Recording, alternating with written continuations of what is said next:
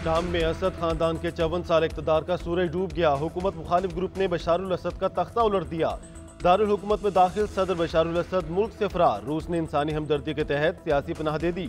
रूसी मीडिया की मॉस्को हुकाम की जानिब से तस्दीक, इनकी गुमशुदगी से मुतालिक मुतज़ाद इतलात गर्दिश कर रही थीं। हुकूमत मुखालिफ फोर्सेज के ईरानी सिफारतखाने पर भी फायरिंग, इमारत को शदीद नुकसान पहुंचा। दमिश्क की मरकजी शाहराह पर अवाम का जश्न, आज़ादी के नारे।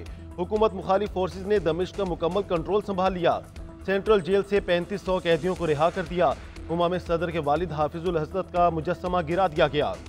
शहरी सदारती महल में दाखिल हो गए, खूब लूटमार की। मरकजी बैंक का भी सफाया। एक हफ्ते से हयातुल तहरीरुल शाम और शामी फोर्सेज के दरमियान लड़ाई जारी थी। अमरीकी मीडिया के मुताबिक शामी फौजियों की अक्सरियत मुल्क छोड़कर इराक भाग गई।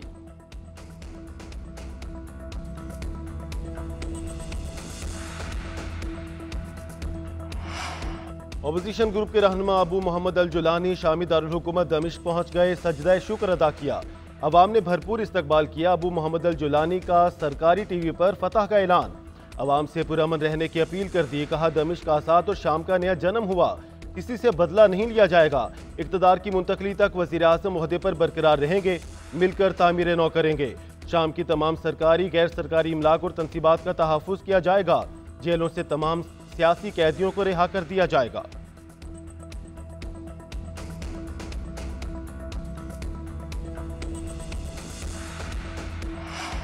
पाकिस्तान की शाम में बदलती सूरत हाल पर गहरी नजर। शाम के इत्तेहाद और इलाकाई सालमियत का साथ देने का ऐलान। तर्जुमान वजारत खारजा की तरफ से जारी बयान में कहा गया, पाकिस्तानी शहरी शाम में महफूज हैं। सिफारत खाना ज़ायरीन समेत फंसे हुए तमाम पाकिस्तानियों से राब्ते में है। नायब वज़ीर आज़म इसहाक डार का भी तुर्क वज़ीर खारजा से टेलीफोनिक राब्ता।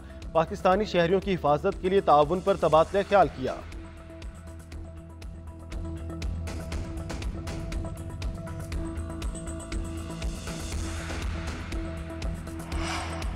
मदारिस बिल पर मौलाना फजलुर रहमान के तहफ़्फ़ुज़ात दूर किए जाएं। मियां नवाज शरीफ की वज़ीर आज़म को हिदायत। शहबाज शरीफ की पार्टी सदर से जाती उम्रा में तवील मुलाकात। 26 नवंबर के वाक़यात, सिविल नाफरमानी की मुमकिना कॉल पर तबादला ख्याल। मुल्क की तरक्की की राह में किसी को रुकावट डालने की इजाज़त नहीं दी जाएगी। मुल्क की सलामती और कौमी यकजहती को नुकसान पहुँचाने वालों का मुहासबा किया जाएगा। दोनों रहनुमाओं का मुलाकात में इत्तफाक। मुल्की मामलात पर इत्तेहादियों से मुशावरत और उन्हें एतमाद में लेने का फैसला।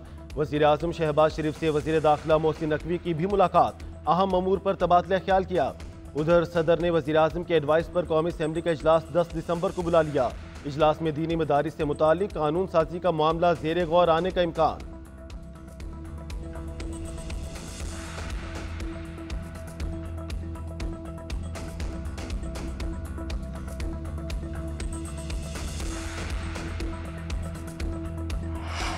मौलाना फजलुर रहमान की हुकूमत को दी गई डेडलाइन खत्म। कहते हैं इस्लामाबाद की तरफ मार्च की कॉल देनी पड़ी तो देंगे। तमाम इत्तेहादी मदारिस का इजलास होगा। 16 या 17 दिसंबर को मुतफ़िक़ा लाए अमल देंगे। हम इस्लामाबाद की तरफ मार्च करेंगे तो आप रोक नहीं सकोगे। दोनों ईवानों ने बिल मंजूर किया, सदर की निगरानी में किया। आपने तमाम बिलों पर दस्तखत किए, इस पर क्यों नहीं? ये बदनीयती और धोखा है या नहीं?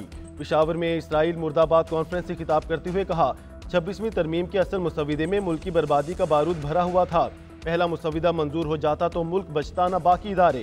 मौजूदा हुकूमतें अवाम की नहीं।